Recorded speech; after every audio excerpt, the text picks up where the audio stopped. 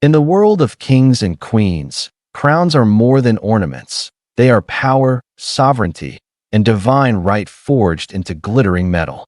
But what happens when these symbols of authority vanish? When centuries of history are stolen in the night, lost at sea, or dissolved into legend? These are the mysteries the royal families never solved. The lost crown jewels that slipped through history's fingers and have never been recovered. 1. Dublin Castle, 1907. It's July, 1907. Dublin Castle, the administrative heart of British rule in Ireland, looms against the cloudy sky. Guards in crisp uniforms patrol the stone corridors. Inside, within a fortified safe, lie the crown jewels of Ireland. But these are no ordinary regalia. Known formally as the insignia of the Order of St. Patrick, they include a diamond-encrusted star, a glittering badge, and a ceremonial collar, collectively worth millions, but priceless in symbolic value. Every evening, the jewels are checked, logged, and secured behind multiple locks. By morning, they should still be there. Except on July 6, 1907, when the chief herald opens the safe, his face drains of color. The cases are empty. The jewels are gone. 2. Build up, the investigation. Panic spreads through Dublin Castle like wildfire. Officials scramble to explain how treasures of such value could vanish from one of the most secure buildings in Ireland. No windows were broken. No doors forced. The locks were intact. Whoever stole them had a key. Whispers start. Suspicions turn inward. Some fingers point to Sir Arthur Vickers, the official custodian of the jewels. Others whisper of guards bribed with promises of fortune. And then there are darker rumors that the theft was part of a political plot, perhaps even involving high-ranking officials who wanted the jewels gone. But here's the strangest part. Despite one of the largest investigations of its time, no one is ever charged. The jewels vanish into the mist of history, never resurfacing in auctions, collections, or museums to this day. They remain one of Britain and Ireland's greatest unsolved mysteries. But the Irish crown jewels were only one chapter in a far older, far bigger story.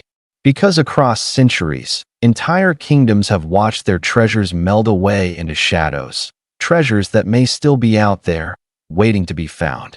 If you close your eyes and imagine the crown of an English king, chances are you're picturing the Tudor crown.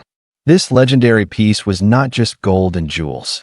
It was history itself, a masterpiece forged during the reign of Henry VII, and later worn by his notorious son, Henry VIII. With 5 golden arches, encrusted with rubies, sapphires, emeralds, and pearls, and set with figures of saints, the Tudor crown wasn't just dazzling, it was meant to project power, authority, and God's blessing. 3.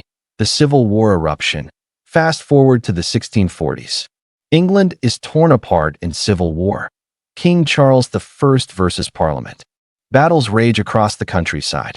The monarchy is on the edge of collapse. Parliament, desperate for funds, takes the unthinkable step, seizing the crown jewels. In 1649, following Charles I's execution, the royal regalia is brought to the Tower of London. Some items are catalogued, others are destroyed. Gold is melted into coins, gemstones pried out, treasures dispersed. But the fate of the Tudor crown? It simply vanishes. 4. Theories of disappearance. Some historians insist it was melted down alongside the rest of the regalia. But others believe something different, that it was smuggled out of London by royalist sympathizers. Whispers suggest it was carried abroad, broken into pieces to avoid detection. Some even claim fragments still exist in private collections today, passed quietly through aristocratic families, never publicly acknowledged. The truth? We may never know.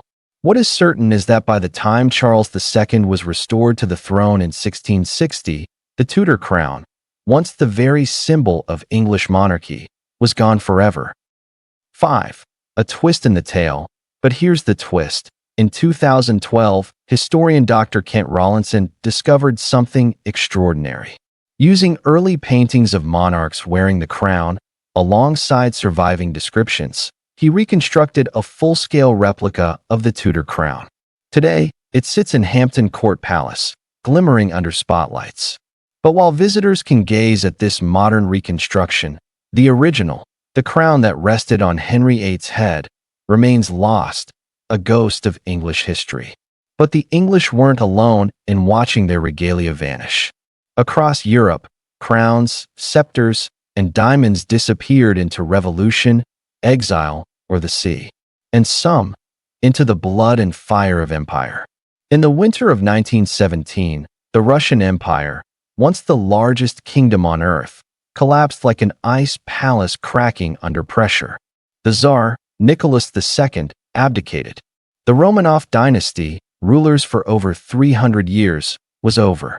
But when the empire fell, so too did its treasures, and some of the most dazzling jewels the world had ever seen vanished into chaos. 6. The splendor of the Romanovs. The Russian crown jewels were legendary.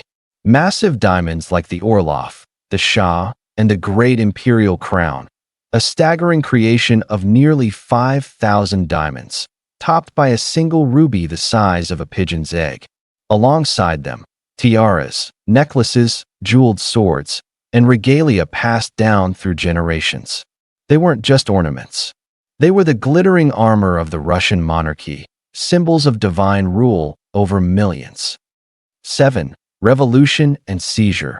When the Bolsheviks seized power, they stormed into palaces, stripping them bare. Chests of jewels were confiscated, cataloged, and locked away in secret vaults. Some were sold off in the 1920s to raise funds for Lenin's struggling new regime. Wealthy collectors in Europe and America snapped them up, knowing they were buying pieces of vanished history. But here's the mystery. Not all of them were recorded. Entire sets simply vanished in the turmoil. Diamonds that once gleamed in ballrooms were quietly smuggled through ports, exchanged for safe passage, or hidden away by loyalists who feared Bolshevik seizure. 8. The Romanovs' final journey. The most haunting part of this story lies with the Romanov family themselves. After Nicholas II's abdication, the Tsar and his family were imprisoned. Rumors spread that the Romanovs had sewn diamonds and jewels into their clothes, desperate to preserve some of their fortune. And in July 1918, when the Bolsheviks executed the family in Ekaterinburg, eyewitnesses later claimed soldiers discovered diamonds stitched into the children's garments. Some were taken, some disappeared. Were these jewels lost forever in the chaos? Or do they still rest in private vaults, their true story erased to hide the blood that stained them? Even today, Russian state archives list Romanov jewels as unaccounted for. Some experts believe they're still hidden in the West, bought by collectors who never revealed their origins. Others suspect they were quietly absorbed into modern royal collections without acknowledgement. But until someone opens a forgotten safe or an old family heirloom is revealed to be a Romanov treasure, the truth remains locked in history's vault. The Romanovs weren't alone. Across Europe, monarchies fell, and with them, their treasures vanished. From Portugal's royal regalia lost at sea to jewels stolen in daring heists, history is littered with crowns that slipped away. Not all royal treasures were stolen by thieves in the night. Some disappeared across oceans, swallowed by storms, rebellion, and the shifting tides of empire. And nowhere is this more dramatic than in the story of Portugal's missing crown.